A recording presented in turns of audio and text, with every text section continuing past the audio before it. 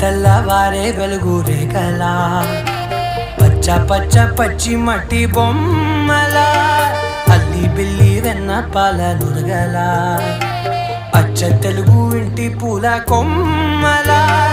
దేవదేవుడే పంపగా ఇలా దేవతే మా ఇంట అడుగే పెట్టెనంట బ్రహ్మ కళ్ళలో కాంతులే మా అమ్మలా మా కోసం మళ్ళీ లాలి